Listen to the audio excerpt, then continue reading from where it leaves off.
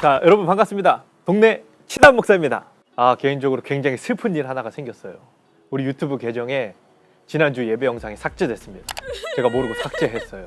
그래서 어떡하지 곰곰이 생각하다가 지난주 말씀을 짧게 추려서 다시 올려야겠다 이렇게 생각을 했는데, 곰곰이 생각해 보니까 이거 매주 올려도 괜찮겠다는 생각이 들었어요. 그래서 시작합니다. 동네 친한 목사와 함께하는 예수님 이야기 첫 번째 시간 바로 시작합니다. 여러분, 요즘 매스컴을 가장 뜨겁게 달구는 이슈가 바로 학교 폭력에 대한 내용입니다. 관련된 기사들이 굉장히 많이 올라와요. 그래서 제가 그 기사들을 이렇게 읽어보는데 댓글이 달립니다. 이 댓글 내용을 보니까 사람들이 막 굉장히 비판을 많이 해요. 잘못하면 욕 먹어야죠. 그런데 그 댓글을 보니까 이 비판의 도가 너무 지나친 거예요. 사람들이 선을 막 넘을 정도로 비판을 심하게 합니다. 요즘은 그야말로 비판의 시대라고 불러도 될 만큼 많은 사람들이 비판에 익숙해진 시대예요. 그래서 오늘 다룰 첫 번째 주제는 바로 비판에 대한 이야기입니다. 예수님께서 산상수훈의 제자들에게 비판하지 말라고 가르치셨어요. 예수님이 비판하지 말라고 가르치신 이유가 뭘까요? 비판하는 사람들이 있었기 때문입니다. 그 당시 가장 비판을 열심히 최선을 다해서 했던 사람들이 바리새인과 서기관이에요. 이 사람들은 굉장히 자기 잘난 맛에 사는 사람들입니다. 난 잘하고 있어. 나는 잘났어. 나는 의로워. 나는 거룩하고 깨끗한 사람이야. 이런 자의식 속에 살았던 게 바리새인과 서기관이에요. 학교 가면 공부 잘하는 친구들이 막 공부 잘하는 척 잘난 척 하면요, 좀 재수 없잖아요. 딱 그런 사람들이었습니다.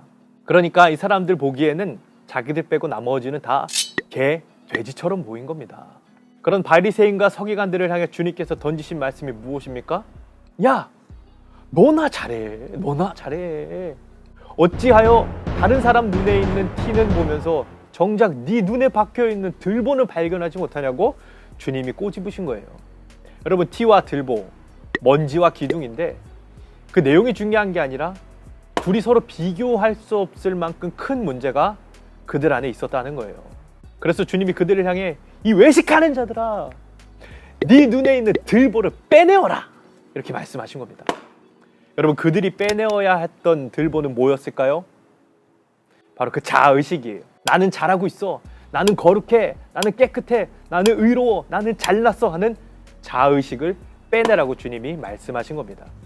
그래야 밝히 볼 수 있다고 말씀하시는 거예요. 여러분, 내 눈에 있는 들보를 빼내게 되면 무엇을 밝히 볼 수 있습니까? 나는 잘났어. 나는 의로워.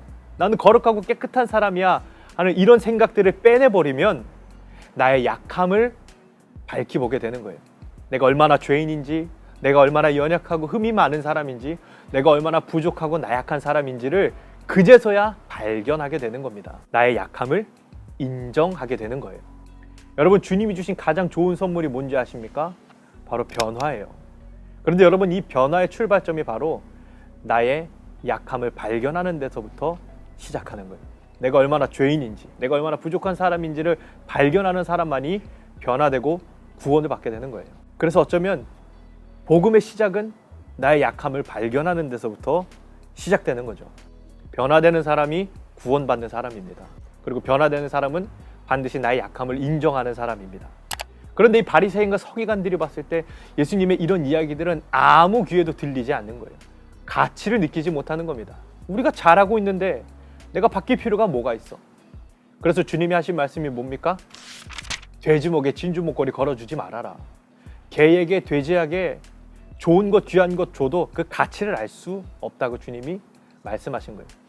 개, 돼지 취급하던 바리새인과 서기관들이 오히려 개, 돼지처럼 가치를 모르는 존재로서 살아가고 있었던 겁니다. 여러분, 주님은 저 바리새인과 서기관들처럼 가치를 모르는 사람이 아니라 변화되는 사람이 되라고 말씀하셨어요. 그리고 변화되길 원하는 사람들에게 주님이 하신 말씀이 있습니다. 뭡니까? 구하라, 찾아라, 두드리라. 굉장히 유명한 말씀이고 잘 아는 익숙한 성경 구절이에요. 그런데 여러분, 이 말씀을 자세히 살펴보니까 구하고 찾고 두드려야 할 목적어가 없어요. 목적어. 뭘 구하고 뭘 찾고 뭘 두드려야 할지 나와 있지 않아요. 그런데 안 나온 게 아니라 뒤에 나오더라고요. 잘 아는 황금률에 대한 이야기죠. 네가 받고자 하는 대로 남을 대접해라. 네가 사랑받고자 하는 만큼 남을 사랑해라. 네가 원하는 것처럼 남을 대해라. 남을 나처럼 대해라. 내 이웃을 내 몸과 같이 사랑하라.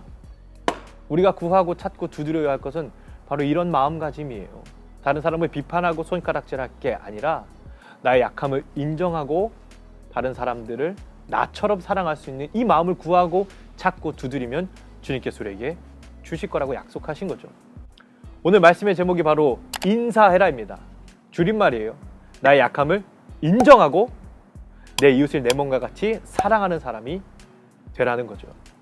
여러분, 비판의 시대에 너무 다른 사람들 비판하고 손가락질하고 모욕할 게 아니라 먼저 나의 약함과 나의 부족함을 발견하고 내 이웃을 내 몸과 같이 사랑하는 사람으로 변화되는 우리 모두가 될 수 있기를 간절히 소망합니다.